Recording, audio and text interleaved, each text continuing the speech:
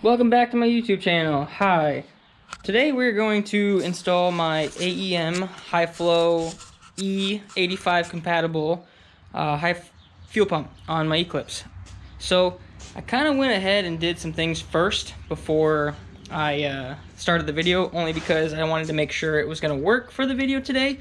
So I got it to work. So let's go and I'll lead you on to a how-to to install a fuel pump or AEM fuel pump on a 2G DSM Eclipse. So this is my fuel pump out of my car. I have noticed that this one is a little different than the ones I've seen. The ones I've seen has a lock ring. This one has some screws holding it down in. So that's the biggest thing.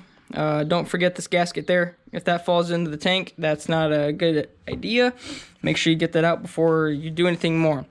So let me lead you to the process of getting the fuel pump out. As you can see, there's my seat. You have to take the rear seat out, and you gotta take this little thing.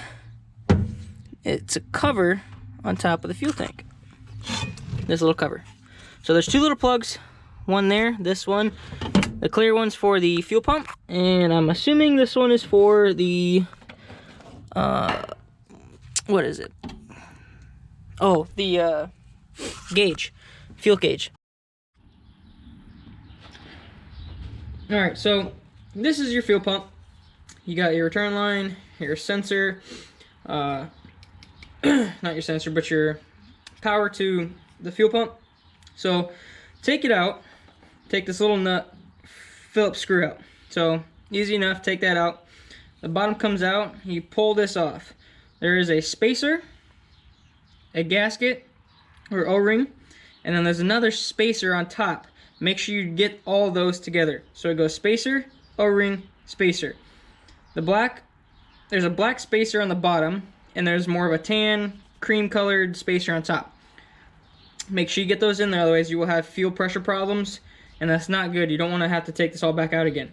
So take this off, this pulls out, pump pulls out. This here is your cable wires to your pump. I'll show you the old one. So here's my rusty, crusty old one. So same thing as my AEM one, which is great for replacement and as an upgrade. So two plugs, there's your port for your fuel pump. Like I said, your black spacer, your black O-ring, and then the cream spacer goes on top. Then you push it back in there. Take the plug out, take the bottom rubber piece off this, and the bottom rubber piece will be attached to your little clip here. That comes right out. I'm just gonna reuse the bottom piece there for my new one. So it's pretty good and set in stone. Plugged it in, made sure that this was wired up because this comes out actually. So I just wanted to make sure that these are plugged in correctly and the pump works. So I confirmed it worked.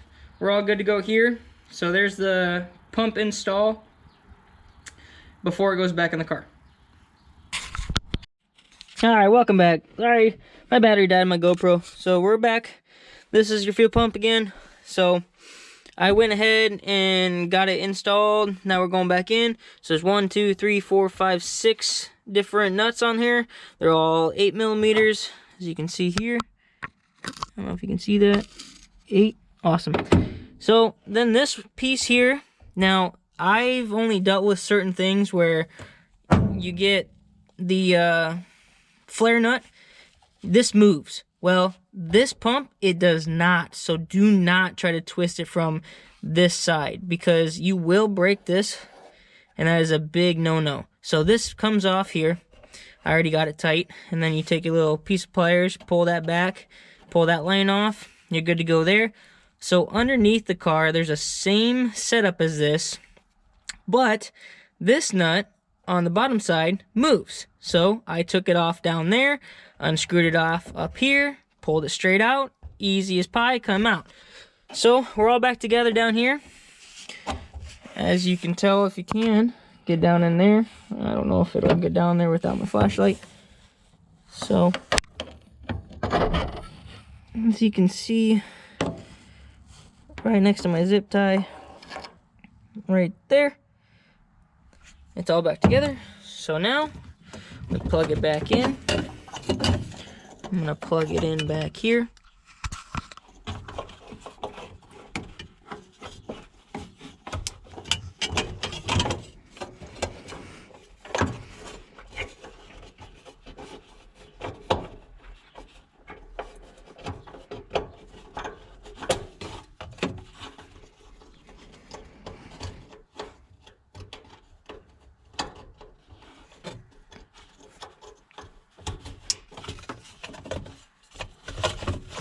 Alright, so then that goes back like that. So, like I said, there's 4 screws for this cap. There's one here. I pulled this one out just so I can have a little more slack there. Those are all Phillips heads. Let's see where those went.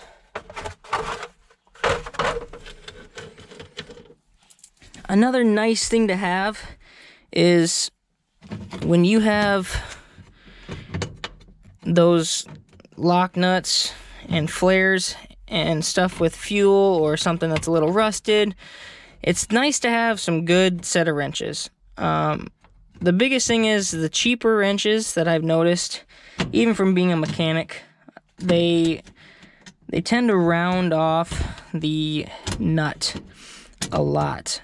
So, being a mechanic, I go through Snap-on tools and Mac tools and stuff like that. They have come out with a nice line of wrenches that are made to bite down on these said nuts. So if you can see here, there's little teeth inside there. When it tends to slip, these little teeth grab that nut hard. So then you can actually get them out. So, yeah, there's my little Snap-on. I got a whole set. I actually have a set of these at work that are ratchet wrenches ones. So, just a good idea to have a good set of wrenches when you're doing this, so you don't strip that nut out. Strip that nut out, it might be a hard job for you to do. There was one other thing.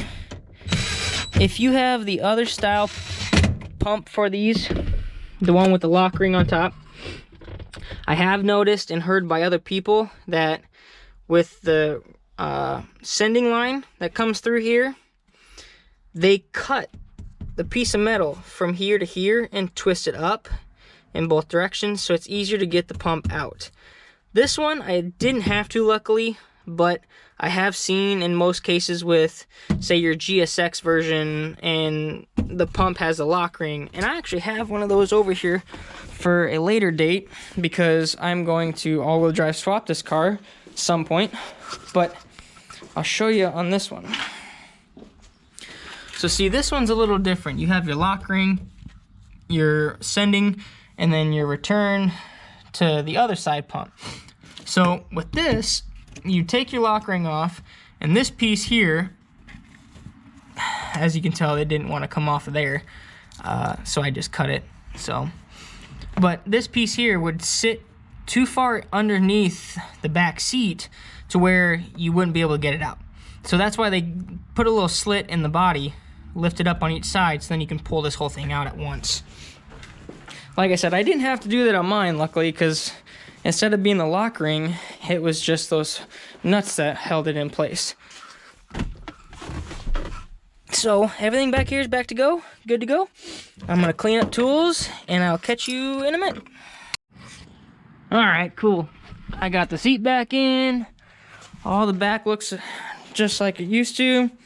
So I already went ahead and primed the fuel system before.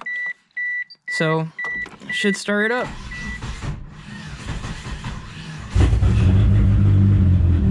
And there you have it.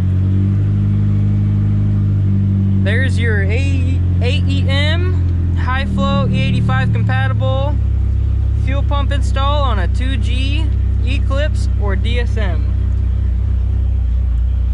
Coming up in the next few days, I got my injectors, my fuel pressure regulator, and I'll put those all in one video because they're all underneath the hood. All I need left after that would be a tune, and this thing will be ready to roll. I'm excited to get this thing out here and make some serious horsepower. Thanks for tuning in today. Hope you liked the video. If you have any comments, go ahead and comment down below. If you have any questions at all, message me. I'll try my best to help you out. Just hit the like button, hit the subscribe button, share with your friends. See ya.